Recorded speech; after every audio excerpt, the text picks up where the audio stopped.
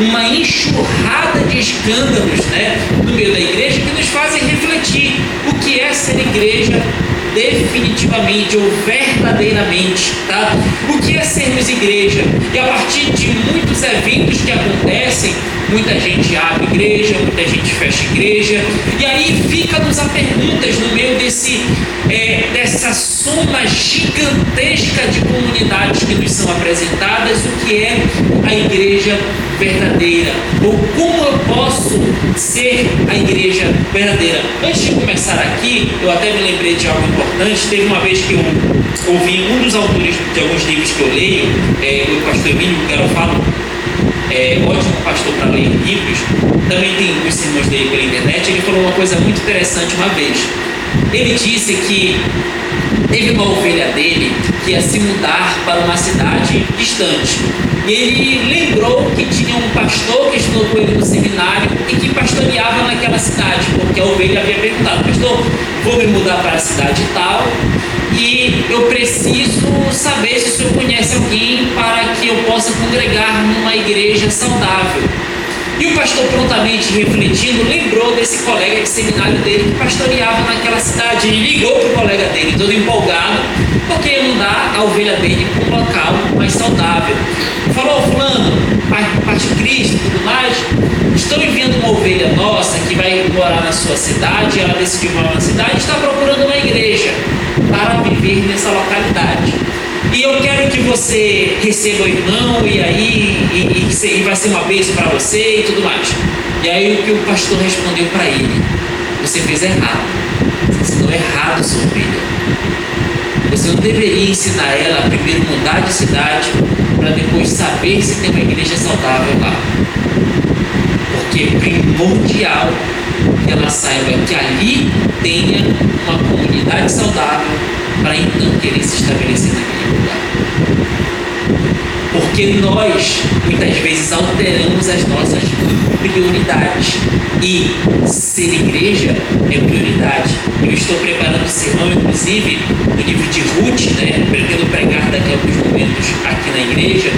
E Ruth tem uma confissão de fé muito interessante no capítulo 1. Porque quando ela está com Noemi, e Noemi quer voltar para a cidade de Jerusalém, estando em Moabe, Ruth, ela olha para Noemi e fala, e Noemi tenta ali com ela conversar para que ela volte para Moabe, não vá com ela para Jerusalém, ao que Ruth, lá pelo versículo 4 do capítulo 1, se não me engano é este o versículo, ela diz o seguinte: não, porque teu povo é o meu povo, teu Deus é o meu Deus. A confissão de Ruth é uma das maiores confissões de fé do Antigo Testamento. E Ruth entende que não tem como comungar com o Deus de Israel sem comungar com Israel. Não tem como comungar com o Deus de Israel sem comungar com Israel. E é aqui que nós então devemos nos preocupar em quais são as características de uma igreja verdadeira, tá? O texto áureo encontra-se em 1 Tessalonicenses. Vamos ler todo o livro primeiro capítulo de Tessalonicenses. Mas a verdade prática é o seguinte: a maior característica de uma igreja verdadeira são vidas transformadas pelo poder do Evangelho, tá? E aí vamos pegar a Bíblia e abri-la na primeira carta aos Tessalonicenses. Vamos ler o capítulo 1, tá? Dessa epístola maravilhosa que Paulo escreve à igreja de Tessalônica.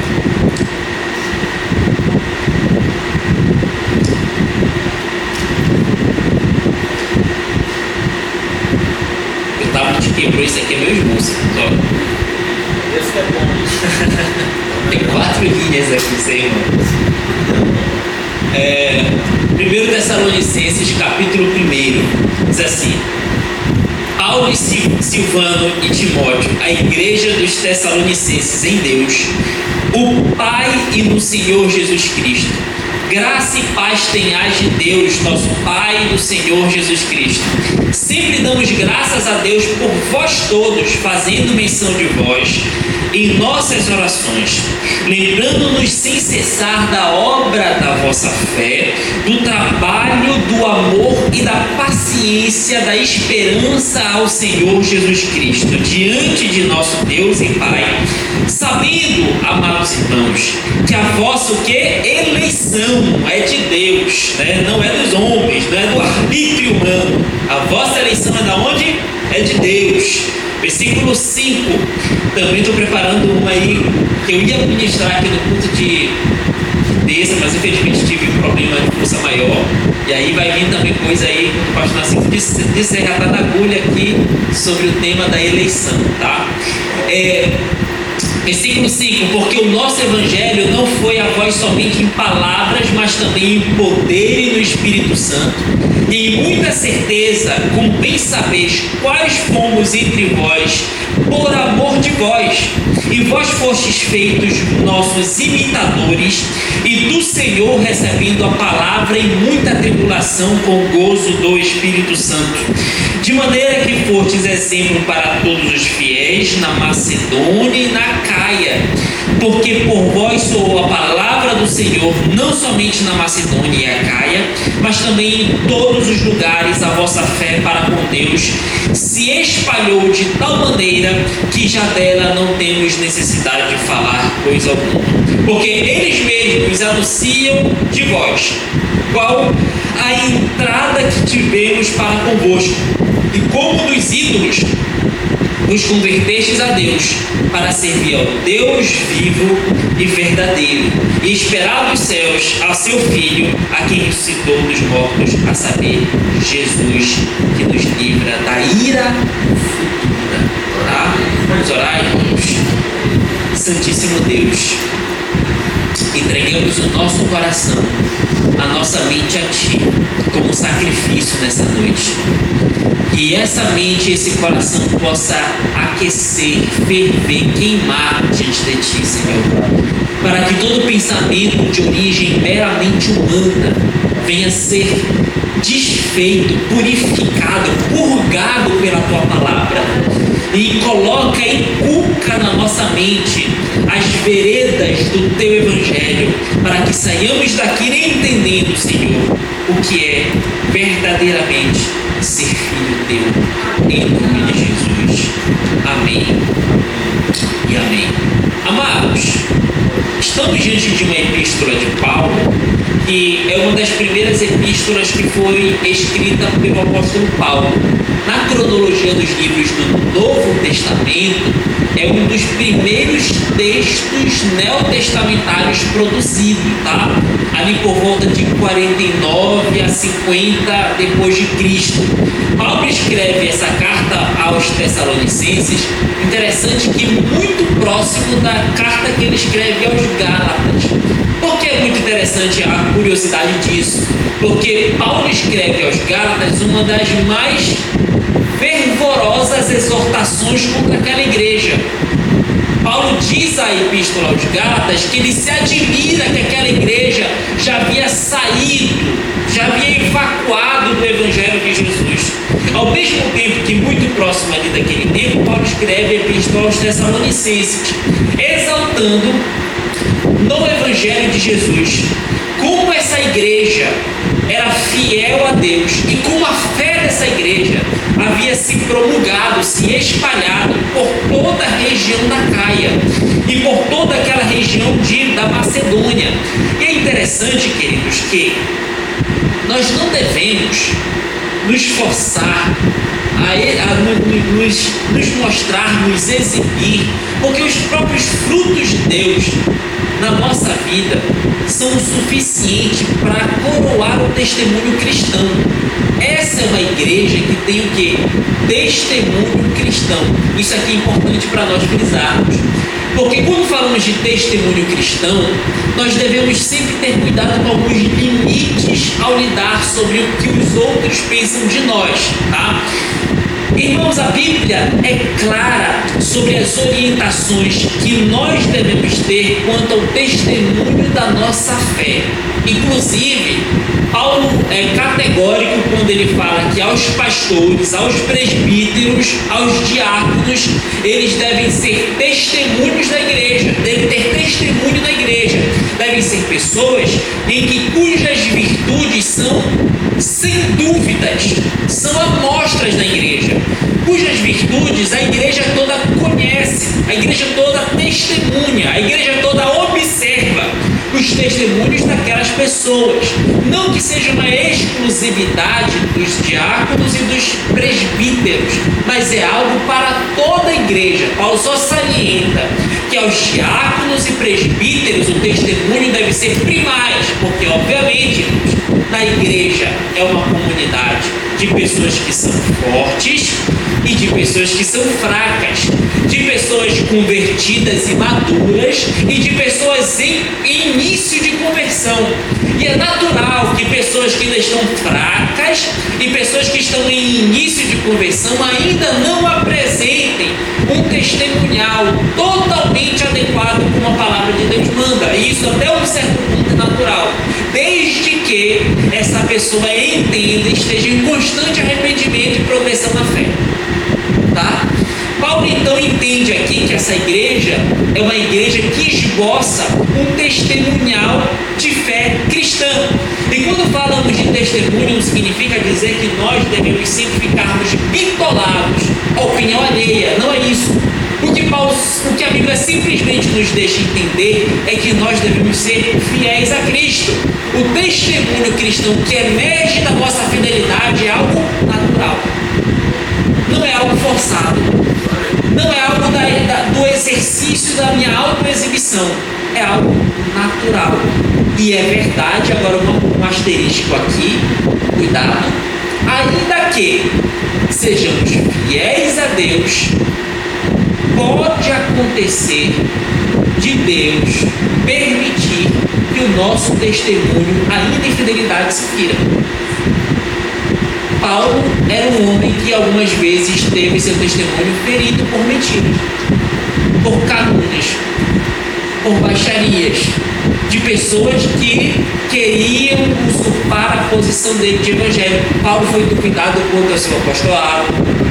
Inclusive, nesses dias agora, eu estava meditando no livro de 1 Reis e estava vendo como Deus, a gente fica refletindo ao ler a Bíblia, como Deus permitiu que Nabote, um homem fiel a Deus, que não quis vender a sua vinha para Acabe, Deus permitiu, irmãos, que Jezabel contratasse pessoas para denegrir Acabe, dizendo que ele falseou ali, que ele blasfemou contra o nome do Deus de Israel. E ele efetivamente foi morto por conta da blasfêmia que soltaram a respeito do que ele supostamente, que não fez, que ele supostamente havia feito sobre a blasfêmia contra o nome do Deus de Israel. E ele foi apedrejado até a morte por isso. Claro que Deus usou a boca do profeta Elias para proclamar juízo contra Acabe e Jezabel por conta do sangue inocente que havia sido derramado. Mas o fato é que, por algum momento, o testemunho de um homem fiel foi ferido. Isso aqui é um asterisco para que nós entendamos que a nossa fidelidade, a nossa preocupação com o testemunho, ela é legítima e verdadeira, mas pode haver momentos de testes de Deus contra a nossa fidelidade, em que o nosso testemunho, de forma injusta, se vira, tá? Mas não é o caso desta igreja. Esta igreja é uma igreja fiel e cujo testemunho é apresentado a todos da região da Caia e da Macedônia. Todos conhecem o testemunhal dessa igreja. E interessante, irmãos, porque essa igreja nasce, e o capítulo que a Bíblia dedica para falar sobre o nascimento dessa igreja é o capítulo 17 de Atos. Capítulo 17 de Atos é um capítulo turbulento. Por quê?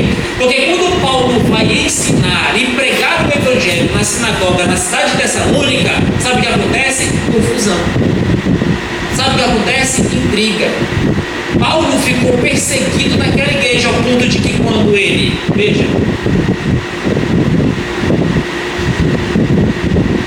aqui ó, ao ponto de que quando ele desce para Bereia fica mais ou menos por aqui assim, ó, tá?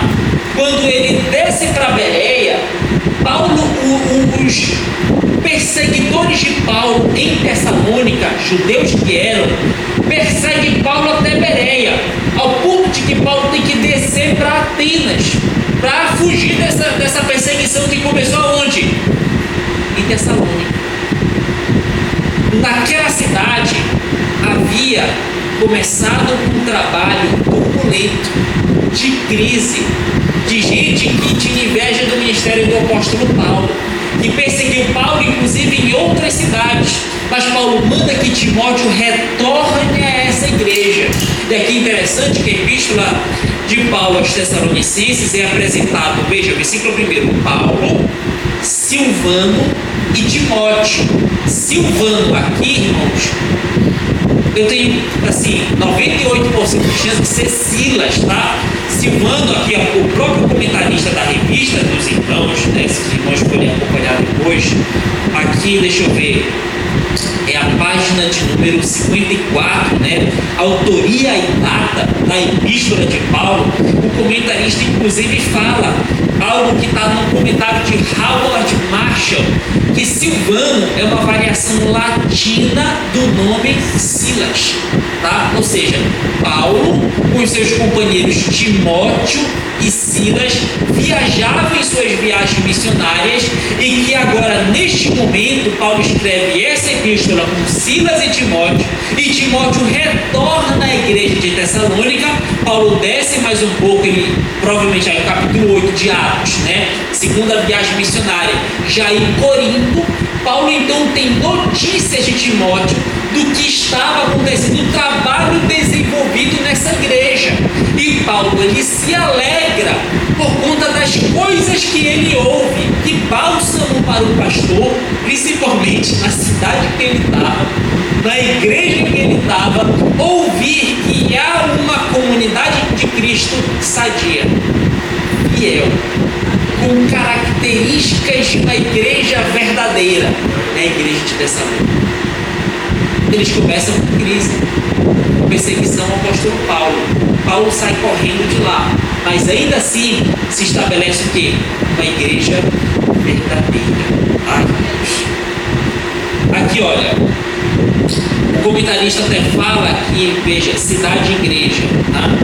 E aí, o segundo parágrafo, os irmãos que têm a revista puderem acompanhar, em que diz assim o comentarista da revista e da escola dominical, ali ó, no tópico 1, carta, aí vai subtópico 1, autoria e data, subtópico 2, e cidade, igreja, tá aqui ó, carta, autoria e data, cidade e igreja.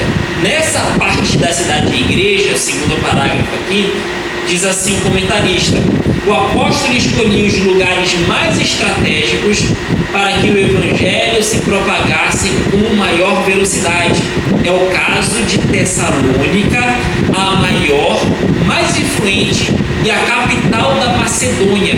Enquanto viajava, ele passou por outras cidades, Anfípolis e Apolônia, mas foi em Tessalônica que se estabeleceu e pregou por mais tempo, porque, irmãos, em Tessalônica era uma cidade de relevância.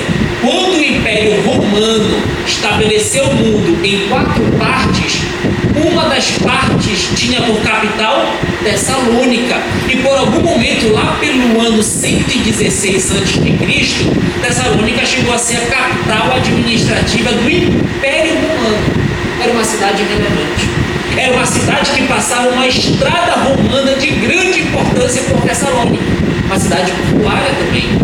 Em Tessalônica havia se estabelecido, era uma cidade livre, uma igreja sadia, uma igreja influente, uma igreja cristã. Então temos aqui, e pegue sua Bíblia comigo, no versículo 2, tá? Capítulo 1. Tá? Então veja, guarde o versículo 2, características dela. província da capital romana na Macedônia desde 146 a.C., cidade livre.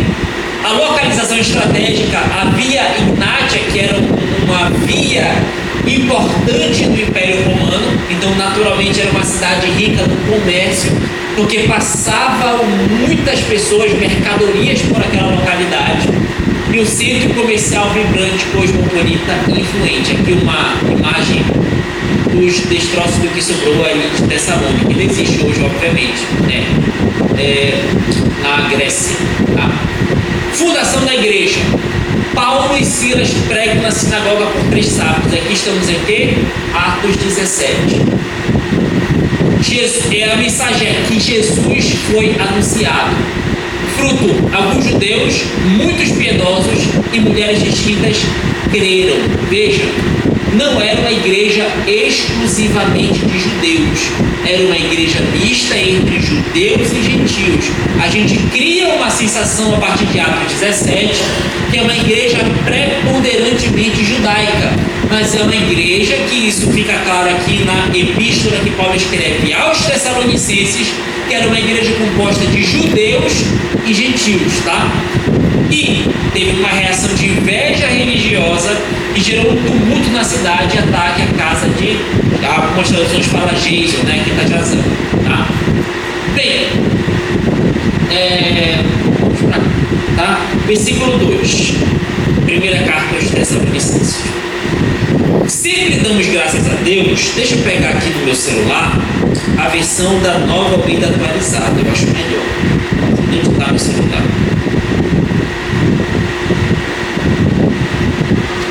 Sumiu. Rebatou o celular. Tá aqui. Deixa eu ler aqui na Nova Almeida atualizada. Versículo 2. Tá? Diz assim: sempre damos graças a Deus por todos vocês, fazendo menção de vocês em nossas orações e sem cessar. Paulo era um pastor que orava por sua igreja. E aí o versículo 3: lembrando-nos diante do nosso Deus e Pai da operosidade da fé. Olha só que interessante. Operosidade da fé que vocês têm, da dedicação do amor de vocês e da firmeza da esperança que tem em nosso Senhor Jesus Cristo. Alguém sabe me dizer o que esses 3 princípios elencados no versículo 6 são chamados? Não é a primeira vez que Paulo enumera esses princípios. Onde é que ele enumera? Qual é o capítulo da Bíblia que Paulo fala dessas virtudes? O versículo 3, né? Lembrando diante do nosso Deus da operosidade da fé, da dedicação do amor e da firmeza da esperança. Paulo cita isso também em 1 Coríntios capítulo 13. São os princípios chamados de princípios teologais da fé. O versículo 3 resume o que é a característica de uma igreja verdadeira. Só isso. Só isso. Fé, esperança e amor são os princípios teologais da igreja. E olha que é interessante, irmãos. Por quê? A fé operosa, a fé que não é passiva, mas produz obras. E por que é interessante esse versículo 3, sendo ele uma epístola paulina? Eu quero que você vá comigo na Bíblia, na epístola que Paulo escreve aos Romanos, capítulo 5, tá? Vamos pegar a Bíblia, né? Ela que é o nosso guia.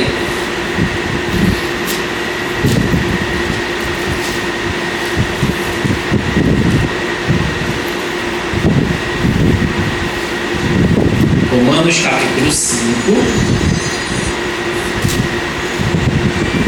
Olha o que Paulo diz: sendo, pois, justificados pela fé, temos paz com Deus por nosso Senhor Jesus Cristo, pelo qual também temos entrada pela fé a esta graça. Charis carrega a ideia de que é um dom de Deus na qual estamos firmes e nos gloriamos na esperança da glória de Deus.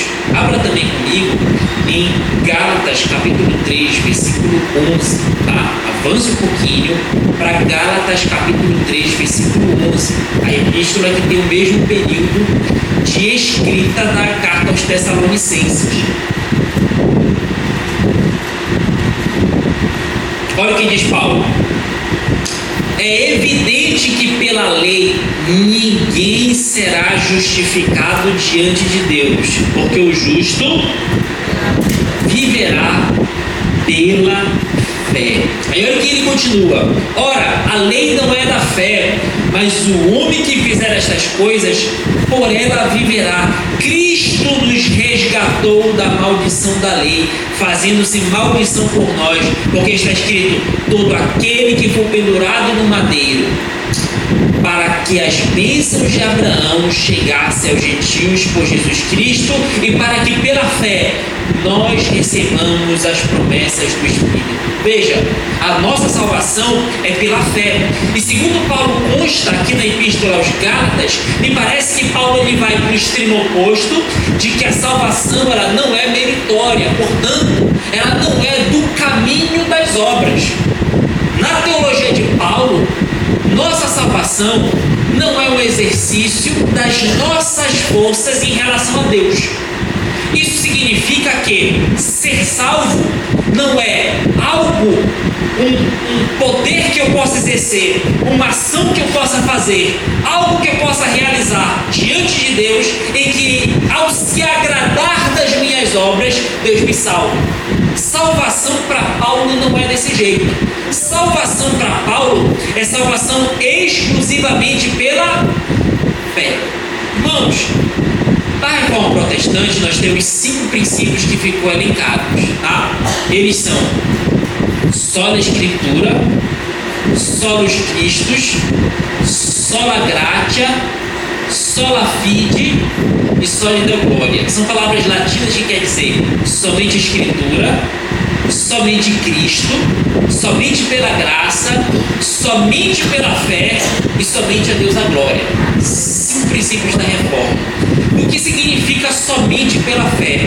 Significa dizer que o entendimento dos reformadores, porque o que estava acontecendo com a igreja no século XVI, a igreja católica, vamos começar do século V, tá? Século V, qual é a heresia que começou a surgir no meio da igreja?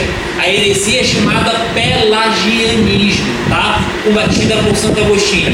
O que o pelagianismo entendia? O pelagianismo entendia que o ser humano nasce bom e que é possível, por nossas obras, conseguirmos turvar as maldades da nossa natureza, e que o fato de nós sermos bons, o que é que nos corrompe? A convivência com o meio, segundo Pelágio.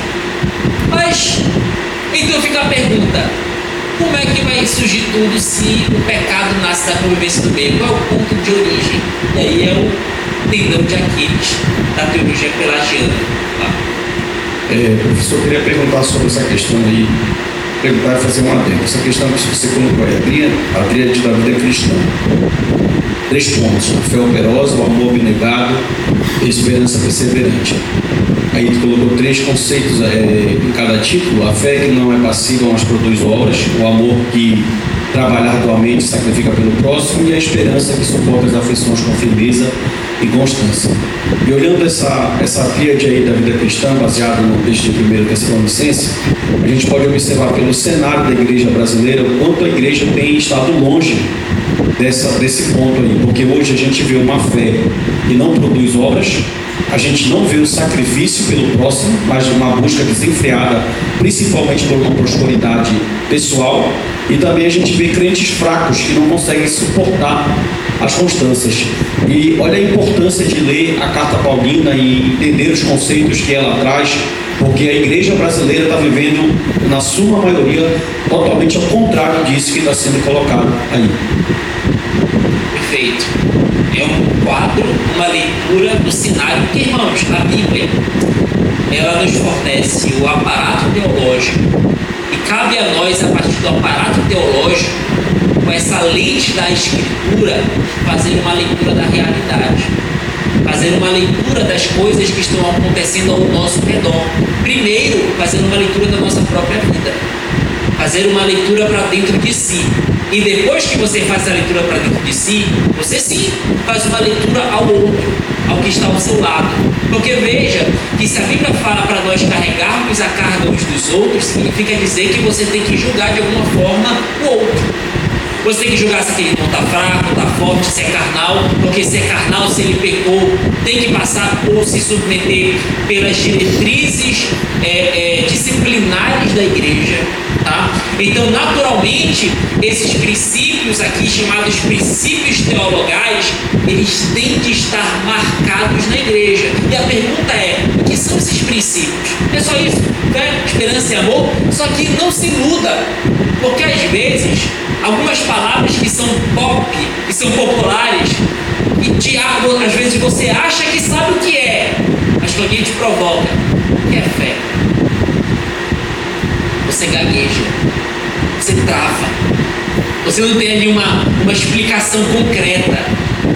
O que é amor? Parece que é uma coisa tão ampla, tá? Tem tanta coisa que você pode colocar que a tua mente se esvazia de significado. De repente, opa, não sei. Não consigo explicar. É aquela coisa como você no fundo sabe, mas não sabe expor, sabe? Então, fé, esperança e amor parece ser simples, mas é uma multidão de teologia por baixo de cada um desses princípios teologais. E aqui que Paulo está falando. Século V, Agostinho desafiou o princípio da fé somente, porque ele entendeu que ofereceu para nós um modelo de salvação que dizia que para nós sermos salvos devemos apenas o quê? Devemos, com o nosso exercício, buscarmos sermos bons. Agostinho, naturalmente, refreou aquilo que Pelágio estava apresentando e demonstrou, inclusive a partir da carta aos Romanos, como nós somos pecadores, escravos pelo pecado, e somente a ação da graça de Deus é capaz de nos tirar do estágio de mortandade espiritual para regenerados. Inclusive, o autor, ele cita Spurgeon aqui da revista, e ele fala uma coisa interessante. Aqui, ó, na página 56, o autor fala assim, é isso? Não, eu marquei errado. Mas o autor escreve aqui, tá certo, página 56. No primeiro parágrafo ele diz assim, ele cita Spurgeon. E o que é que Spurgeon fala? É mais fácil ensinar um leão a ser vegetariano do que converter um pecador sem o poder do Espírito Santo. Porque a fé que nós temos em Cristo Jesus é a fé que nos permite ser salvo como uma dádiva de Deus, não pelas nossas obras, mas somente pela fé. Então, irmãos, nós atravessamos o século XVI. Baseado nesse conceito que tu está falando de fé, e o que dizer de um crente que está numa congregação, que está numa comunidade e só assiste culto, não tem nenhum tipo de obra, nenhum tipo de serviço? Como a gente qualificar esse crente teologicamente e biblicamente baseado nessa palavra que tu está falando? É aí que está o ponto. Porque às vezes, quando nós vemos essa definição somente pela fé, a gente cria uma concepção, inclusive se confundiu até Lutero, irmãos. Confundiu até Lutero, porque Lutero duvidou, por exemplo, que a carta escrita de Tiago, quer fazer a pergunta? Só um momentinho. Que a carta escrita por Tiago fosse canônica, por quê? Porque Tiago nos orienta a apresentar as obras pela fé. Tá? Então Lutero se confundiu, não, mas a salvação é somente pela fé. E aí quando a gente fala somente pela fé, pode nos confundir quanto à natureza dessa fé. Pergunta aí. Considerando a afirmativa do pastor Narciso, falando que a igreja brasileira está muito longe dos princípios da reforma. Já ouvi vários teólogos falando sobre isso, que a igreja brasileira ela tem um cristianismo bem diferenciado. E queria lhe perguntar, o que deu base para a igreja protestante aqui no Brasil para ser desse jeito? Porque tem muito sincretismo, muita coisa que não condiz com aquilo que os reformadores buscaram na reforma. A miscigenação cultural. Nós somos um povo de confluência de vários vetores culturais: europeu, indígena, africana. Essa soma de influências culturais, inclusive se nós forem na Bahia, tem igrejas católicas que estão muito próximas ali de uma ideia um pouco bandista, né? Então essa influência cultural, até mesmo as imagens católicas, né, eram usados como uma espécie de camuflagem por meio daqueles povos que eram afrodescendentes, né?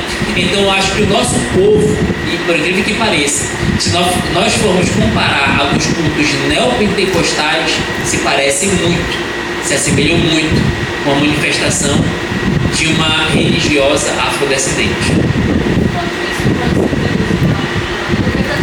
O que é perigoso, porque nós temos uma relação bilateral com a cultura. Nós desenvolvemos influência na cultura do nosso meio e, inevitavelmente, a cultura também exerce influência para nós. Porque nós também, não somente, também somos frutos do meio. Não é como Pelágio que acreditava que o meio era a única fonte de corrupção nossa, mas é uma das fontes, com certeza. Não apenas o meio, o nosso próprio coração é uma fonte de corrupção. É como o Calvino dizia: o nosso próprio coração é uma fábrica de criar ídolos. Tá? Então, nesse sentido, nós temos uma relação bilateral de influência com a cultura. E aqui está o ponto: o que é a chave para nós discernirmos até que ponto é sadio essa entrada da cultura na igreja? E é a palavra de Deus. Até que ponto é sadio entrar na cultura do culto? A palavra de Deus. A palavra de Deus norteia o princípio de culto, por exemplo. A palavra de Deus norteia o comportamento dos cristãos. Tem coisas que são frutos da nossa era. Eu estou aqui com o microfonezinho aqui, fazendo uma filmagem, vai para a rede social, faz parte da nossa cultura. Isso aqui, os elementos musicais fazem parte da nossa cultura. Não tinha teclado na sinagoga, não tinha bateria na sinagoga, né? Inclusive tem uma parte, alguns irmãos entendem que o único louvor que deve ser tocado na igreja é salmo de exclusiva, mas existe essa relação. E o que é que vira a chave para nós criarmos uma barreira? A palavra de Deus, sempre. Ter um conhecimento sadio e sólido da palavra de Deus, tá? O evangelista Rafael quer falar ali atrás, pode ir.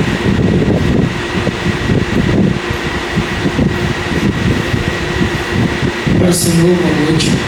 Pai Senhor. Dilson, essa relação de fé e obras.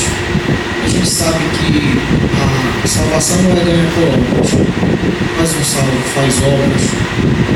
Como diferenciar a vida de um cristão que faz obras de um ímpio que tem as mesmas características que nós, que acredita no mesmo Deus, mas não se enquadra nesse aspecto de ser salvo, sendo que o conservador é parecido com o cristão, né? Que o cristão é considerado um conservador. Como diferenciar isso? Como esclarecer essa diferença? E se as obras estão relacionadas somente dentro da igreja, ou também um salvo pode fazer obras fora da igreja, porque não existe esse conflito, né?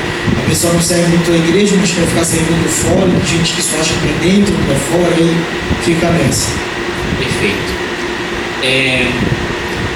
Acho que muito do que é o legalismo é a ideia de que eu devo produzir um fruto, uma ética, de modo que essa ética define a minha espiritualidade com Deus, né? Então, começa com a questão inversa. Eu tenho de apresentar boas obras para ser salvo, e o ímpio, naturalmente, que é ético, ele pode ser questionado quanto à coerência da sua ética, né? Porque, por exemplo, eu conheço pessoas que não necessariamente até defendem a fé cristã, são de outras matrizes religiosas, mas possuem uma ética, né? Por exemplo, conheço inclusive, uma vez eu confrontei, até polêmico com isso, um casal homossexual, e disse: olha, vocês já romperam uma primeira barreira ética, você é casado com outro rapaz, por que você tem que manter somente a relação com aquele rapaz? Faz sentido dentro da, já que não faz parte dentro do escopo da ética cristã. Porque a ética cristã, ou você compra tudo ou não compra nada. Tem como você fazer cortes selecionados da palavra de Deus, dos princípios éticos da Bíblia, para poder selecionar o que você deseja. Não, ser honesto é uma coisa legal, não, mas isso aqui não é legal, esse negócio de ter só uma mulher não é legal aqui, isso aqui vou tirar. Não tem como nós fazermos esse corte. Naturalmente, há pessoas que nos confundem, porque são pessoas honestas, são pessoas fiéis aos seus cônjuges, são pessoas que mantêm uma boa serenidade em relação com os outros, praticam boas obras, dão esmolas aos que necessitam, e aí nos confunde, porque aquela pessoa ali não pode ser chamada de uma cristã, sendo que às vezes, inclusive alguns jovens podem até se confundir. Não, aquele rapaz ali pode não ser crente, mas está melhor do que muito crente, né? Justamente olhando apenas o perfil ético. E aí que está o que Isaías fala, uma coisa sensacional, que até as nossas boas obras são como trapos de imundícia diante de Deus. Edwards uma vez escreveu um texto que eu achei muito interessante, que ele fala que o que nos diferencia maior com o ímpio não é o elemento ético, ele chama de elemento teleológico, que é o elemento do fito, da finalidade. Por que eu sou ético? Por que eu prego aqui? Por que eu faço? Eu faço para a glória de Deus. O ímpio que é ético, ele não é ético para a glória de Deus. Então sua ética é esvaziada de elemento de finalidade teológica e eterna. Deixa eu complementar aqui, obrigado, professor. A questão da fé. A obra dentro e fora da igreja? Em que sentido? Pode falar. Pessoal, o cristão ele faz as obras de dentro, ou ele pode fazer lá fora. Essa relação que está dentro dos parâmetros que a gente tem que ter dentro da igreja, que a gente não deve fazer parte do corpo que é a igreja. Ah, sim, entendi. Da obra fora, o cara tem que fazer só dentro. Entendi, perfeito. O que ele quer dizer, e aí é muito interessante o que ele está falando, porque se cria também uma comunidade de crente que acha que só tem que ter boas obras aqui dentro, ou só fora, né?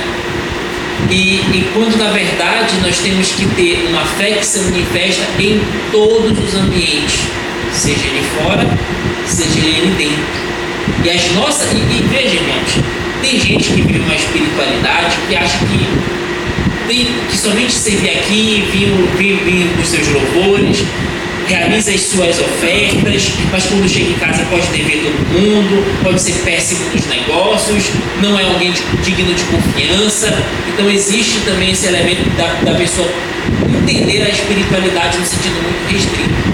E aqui que está interessante sobre o que Paulo fala na primeira carta aos Tessalonicenses. Eu não sei se eu compreendi no âmago tudo que o evangelista Rafael está querendo apontar, mas aí daqui a pouco também pode fazer novos apontamentos aqui para a gente se entender bem aqui. E pastor Nascimento, quer falar alguma coisa? Pode falar. A questão da fé e das obras ainda, porque eu tenho duas perguntas também. A questão, por exemplo, a diferença da fé de uma pessoa salva com uma pessoa que não é salva, por exemplo, um católico, como foi dito, uma pessoa que é ética lá fora. Nós sabemos que a soteriologia católica ela é baseada em salvação sinergista. Eu me salvo, eu ajudo a Deus me salvar. Então o católico ele está fazendo a bondade que ele está fazendo não é porque ele é crente, muitas das vezes. Ele está fazendo aquilo porque ele está pensando que aquilo pode salvar ele de uma ira futura. Então muitas vezes essa ética toda é porque ele acredita que fazendo aquilo, e digo mais, ele escolhe a ética que ele quer praticar. Ele vai escolher algo mais alto, por exemplo, eu vou dar cesta básica, vou cuidar das pessoas, vou visitar o orfanato, mas eu vou trair minha mulher. Ou seja, ele vai escolher a ética que ele dá. A diferença da ética de um salvo. O salvo não. O salvo ele já compreendeu que a fé dele foi gerada pelo Espírito, ele foi gerada pelo próprio Deus, e ele vai fazer essas obras porque a evidência que essa fé alcançou dele é a obra. Essa é a evidência. A obra de quando Jesus olhou para a figueira e não viu o fruto nela, o que foi que ele disse? Eu te amaldiçoo. Então, de alguma forma, a gente vai ter que mostrar frutos. Respondendo à pergunta do evangelista Rafael também, acredito que pode falar, servir lá fora e servir aqui dentro. Eu acho muito complicado o camarada que não gosta de servir aqui dentro falar que serve lá fora. Eu acho muito complicado, porque o primário para a gente aprender, crescer, ser discipulado é aqui dentro. E o que a gente aprende aqui dentro é colocado lá fora. Então eu acho muito estranho uma pessoa falar, eu sirvo aqui fora com toda a minha força, mas não serve a sua comunidade. E vice-versa. Serve aqui com todas as forças e acha que isso é suficiente quando é lá fora ele não faz nada. Então eu acredito que isso é externado. A igreja é nós. Somos nós. Então onde nós chegamos, nós vamos servir. Esse serviço ele não fica aqui dentro, só que ele começa aqui dentro. Acho que aqui dentro ele começa, aqui é a raiz de tudo, e daqui ele é levado lá para fora. Então, uma pessoa que fala, eu sirvo lá fora e não serve aqui dentro, no mínimo eu acho estranho isso, porque aqui é o lugar que começa o serviço, e daqui de dentro esse serviço ele é externado ali para fora. É dessa forma que eu entendo. Agora, a gente vê também, por exemplo, porque a questão dessa fé que produz essas obras, o conceito que eu entendo é o salvo que já foi alcançado, ele sabe que essa obra que ele está fazendo isso é um sinal que ele é salvo. E o não salvo está fazendo essa obra porque ele pensa que essa obra pode salvar ele. É assim que eu entendo. É interessante que a discussão da fé, irmãos, ela foi muito forte no período da reforma, tá? Porque o pastor Nasceu citou, os católicos entendem o pecado de duas formas. Existe o pecado para eles, o mortal e o venial. O pecado mortal é aquele pecado que conduz o católico para o inferno, tá? Existe o inferno na teologia católica. O pecado venial é o pecado que é possível de ser cometido sendo um crente católico, mas que não perde a salvação dentro do catolicismo. A pessoa passará por um período no purgatório, tá? E na época de Lutero, que foi a questão X, porque para você sair do purgatório, você tinha que cometer uma série de obras para impedir que você fique muito tempo ou sequer evitar o purgatório. Uma das formas que a igreja, na época do século XVI, estipulou para que você escapasse do purgatório eram as indulgências. Inclusive, Lutero ouviu um líder da igreja católica chamado Tetzel. E Tetzel dizia o seguinte: olha a pregação de Tetzel, irmãos, parece o Edir Macedo. Tetzel, olha, você está ouvindo os gritos de pavor e de horror. Ouçam. Pode ser o teu tio, pode ser a tua mãe, pode ser o seu irmão, pode ser o seu filho. Traga a indulgência, livre a alma dele do purgatório, livre a sua alma do purgatório. E aí o cara faz assim. Quem disse que a teologia neopentecostal nasceu hoje? Tetzel era um pastor neopentecostal. Porque veja, irmãos, graças a Deus que hoje nós temos um avanço tecnológico, mas naquela época a mortalidade infantil era gigantesca. Crianças morriam com frequência. O próprio João Calvino perdeu os 3 filhos dele na infância. Tá? E naturalmente um pai, quando vê uma pregação dessa, podendo livrar do seu filho que morreu do sofrimento, o que é que ele faria? Pegava a sua obra, o seu dinheiro, para comprar aquele passe, aquela libertação do purgatório. E aí que Lutero virou a chave. A pregação do Evangelho é que a salvação é somente e exclusivamente pela fé em Cristo Jesus. E aí, irmãos, virou a chave. Só que aí tem um detalhe. Podemos então, a partir disso, sermos tentados a achar que basta a fé como uma componente da crença e a componente do conhecimento. Só que olha o que Paulo escreve aqui aos Tessalonicenses. Ele fala sobre o quê? A operosidade da fé. Olha lá. Mas não é só acreditar, e aqui que está a importância do que Paulo expõe, porque essa igreja de Tessalônica era uma igreja conhecida, mas era uma igreja que tinha aquilo que Paulo chama de operosidade da fé. Era uma igreja que estava em plena atividade de esboçar, de demonstrar e de concretizar, de realizar obras que são de fé. A fé, irmãos, em Cristo de Jesus, as nossas obras não são para nós conquistarmos a salvação em Deus, mas uma vez que Deus nos conquista, nós somos intimados por esse Deus a vivermos em fé. E viver em fé sempre é viver em obras. Pergunta que tu não respondeu, porque tu não quer te comprometer. Crente que está na igreja. E tu colocou bem ali, ó, a fé não é passiva, mas produz obras de ação. Então, o crente que está aqui assistindo o culto e não produz obras de serviço, ele é fé salvífica ou é fé comum? Eu não entendo, eu não faço. Aí é um entendimento meu a partir da fé da Escritura, mas eu tenho uma dificuldade enorme de categorizar fé salvífica e fé não salvífica. Eu não tenho esse entendimento. Graça comum ou graça salvífica? Eu entendo que a pessoa que não produz obras dentro da comunidade cristã, ela está com uma deficiência sim na fé dela e que pode de fato ser uma manifestação de ausência de fé. É porque todo o teu ensino, tudo que Paulo fala, que é o que tu está repetindo muito bem, o sinal nessa noite, e a Bíblia mostra isso, que uma pessoa salva, ela vai ter como característica esse serviço. Claro. E é muito estranho uma pessoa estar numa congregação, eu não estou falando daqui, estou falando de modo geral. É muito estranho um crente estar numa congregação e não produzir essas obras. Então, por isso que eu pergunto, um crente que só vem assistir culto na igreja e não tem obras, esse crente tem a graça comum ou a graça salvífica? Mas é aí que está o ponto. Eu estou falando, a operosidade da fé. Então, a fé, ela necessariamente tem a categoria da operosidade, fora e dentro. Fora e dentro. Daqui vem e conecta com o que eu falei no começo sobre a confissão de Ruth, né? Teu Deus é o teu Deus, o teu povo é o meu povo. O que é que faz o povo de Israel ser o povo de Ruth? Ela emergir dentro do povo de Deus e dentro do povo de Deus efetivamente trabalhar. Era uma mulher virtuosa ao ponto de que todos conheciam as virtudes que ela exercia dentro de Israel. E por Israel. Não é à toa que do ventre dela veio o rei Davi e veio Cristo. Por exemplo, assim, isso é a última essa. Uma irmã que está aqui, vou pegar uma irmã ou um irmão que está aqui. É sério, porque o ladrão da cruz ele não teve tempo de mostrar essas obras, até porque ele já estava no final da vida, né? Mas um irmão, vamos pegar assim, um ancião que congrega conosco aqui, ou mesmo um homem já casado.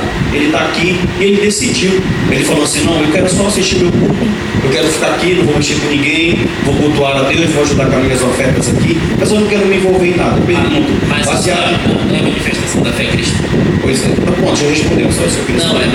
a manifestação da fé cristã, ela necessariamente intima o cristão a interagir com o mundo.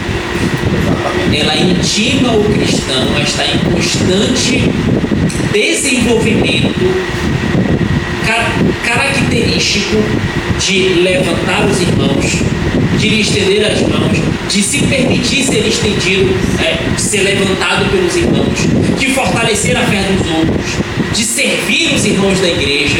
É uma incumbência necessária da fé cristã. Fala em línguas, Aí já quer demais.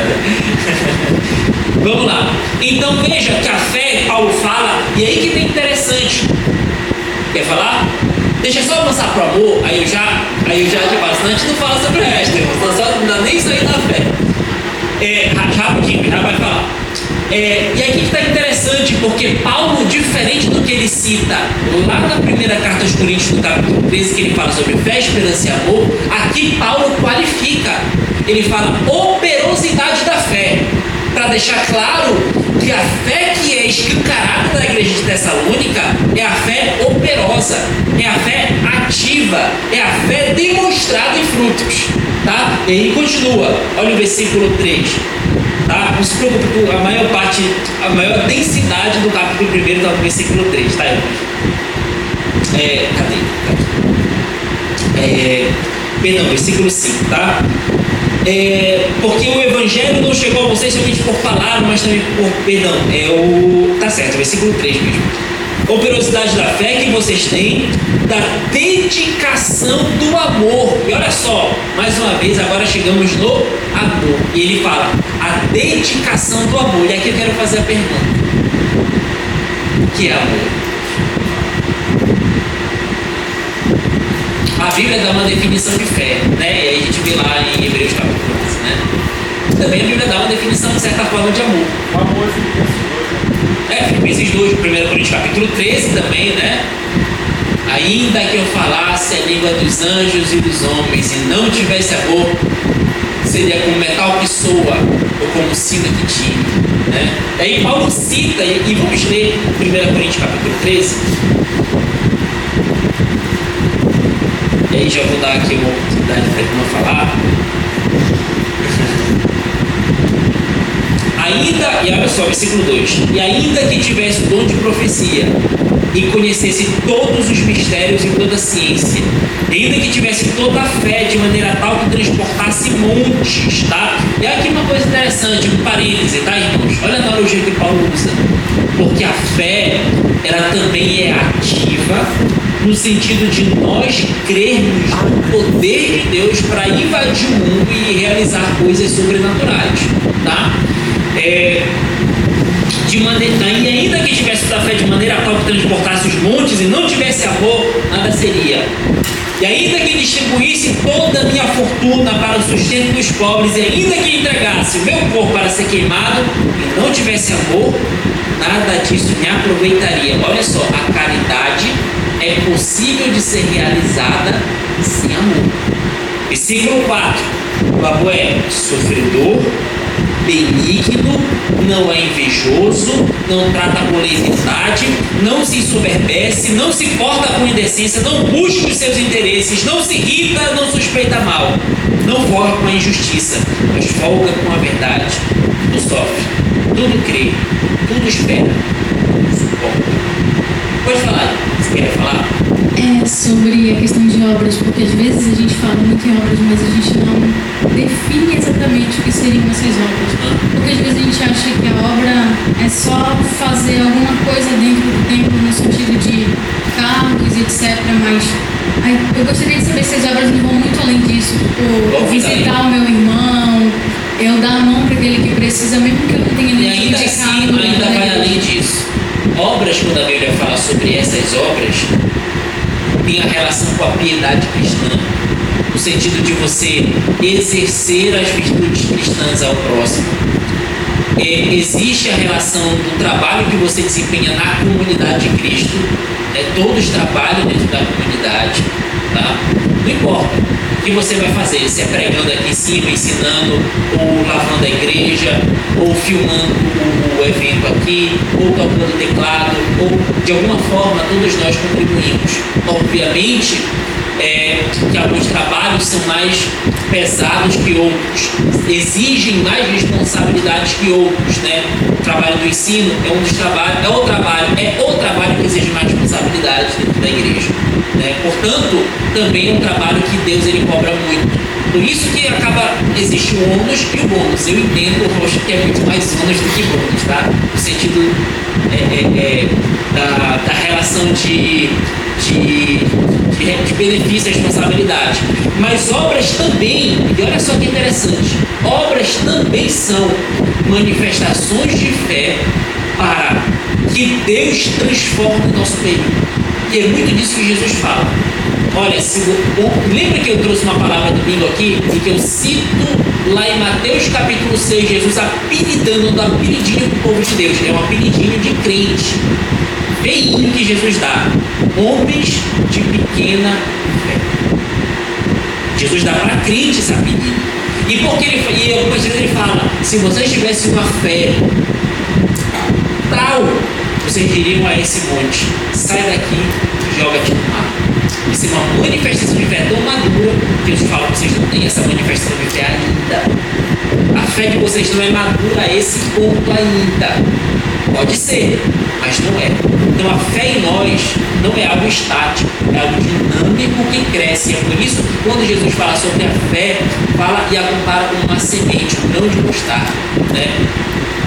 Também tem relação com o reino, claro, obviamente, mas a fé, quando comparada na Bíblia, ela tem essa analogia do crescimento, porque também faz referência ao quanto de Deus, do poder de Deus, nós convidamos para mudar o nosso reino. Tá? O evangelista Rafael vai falar. Não se preocupe, irmãos, eu vou terminar até 9h05, tá? É porque os temas são bons para falar. É verdade. Eu acredito assim. Paulo, pela experiência de Paulo e pelo enredo que a carta de Tessalônica ela tem, eu comungo, primeiramente da pergunta da irmã Luciane, a gente ir mais além a respeito do que obras, primeiramente, além de obras ministeriais, se a gente for categorizar, ministeriais de serviço, existem os frutos, mas quando tu chega na parte do amor abnegado, é o que dá sentido àquilo que eu faço. Que a marca do cristão é o amor que recebe de Cristo. Tanto que o Bruce Scheller, quando ele escreve o livro da história da igreja, ele diz que os próprios romanos abandonaram, os soldados romanos abandonaram todo o seu serviço militar porque ficaram impressionados com o amor que os cristãos tinham naquela época.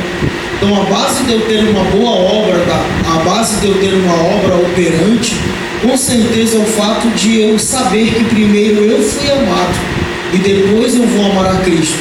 E aí quando o pastor Narciso faz essa pergunta de uma pessoa que está tanto tempo na igreja e não se importa em querer ajudar no mínimo a fazer alguma coisa, entra várias ramificações aí. Ele não entendeu o que é o cristianismo, ele não recebeu de fato o amor, porque quem é amado por Cristo sente ou deve sentir o dever de ser grato a Deus por tudo que Deus faz. E o amor para servir vai além do que bons relacionamentos. Eu amo e eu faço, mesmo sendo ferido, mesmo sendo magoado, mesmo não concordando com algo, eu faço parte de um corpo, então eu preciso exercer uma certa função. Então eu acredito que é como o texto que você leu lá em 1 Coríntios, que o que dá sentido àquilo que eu faço verdadeiramente é o amor que é volitivo, porque foi esse o amor que Deus teve por nós, né? O fundamento, a marca da minha ação, de você sair da sua casa, pegar uma chuva, vir abrir a igreja, servir os irmãos, é carregado do próprio amor que teologicamente a gente acredita ter recebido do próprio Deus. Inclusive, a própria conversão de Spurgeon, que foi o príncipe dos pregadores, interessante porque foi o amor de um diácono, nem sabia pregar direito. Ele estava nevando demais. Não sei se os irmãos já foram para um lugar tão frio assim, mas é ruim, né? Você sair nevando demais. Se aqui na chuva, que nem é tão fria, o pessoal está tão frio, né? Mas na neve. Nevando demais, e geralmente os irmãos não costumavam abrir a igreja. Nesse dia, um diácono resolveu abrir uma igreja, metodista, se não me engano. Abriu a igreja, um dos irmãos, ele pregou do jeito que ele sabia, improvisado lá no livro de um dos profetas. E quem é que estava ouvindo a mensagem? Charles Haddon Spurgeon. Entregou a vida a Jesus naquele, um ato de amor de um diácono humilde que foi abrir a igreja, o maior dos pregadores do século XIX. Né? Então, até me arrepio falando isso daí, tá? E uma coisa só.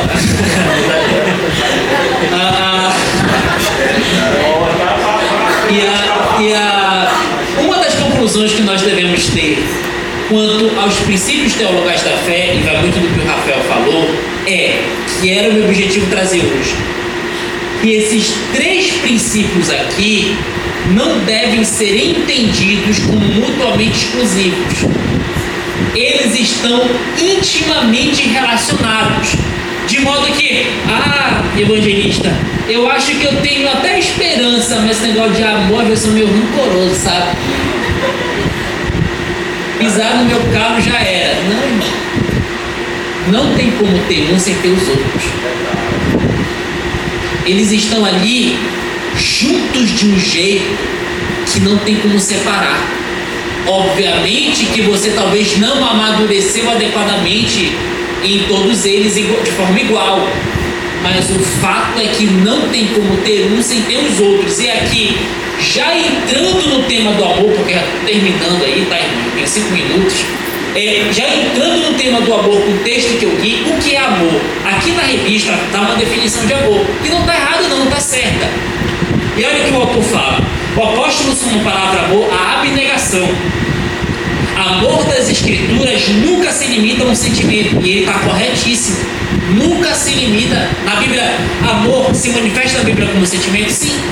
Muitos textos deixam claro a questão sentimental do amor na Escritura, né? O amor que Jonatas tinha por Davi, tá? O amor de amizade, havia um sentimento ali de fidelidade entre eles, tá? Inclusive tem ali a própria palavra Hesed no hebraico aparece muito fortemente, o amor pactual, que é o amor de Deus, inclusive pela sua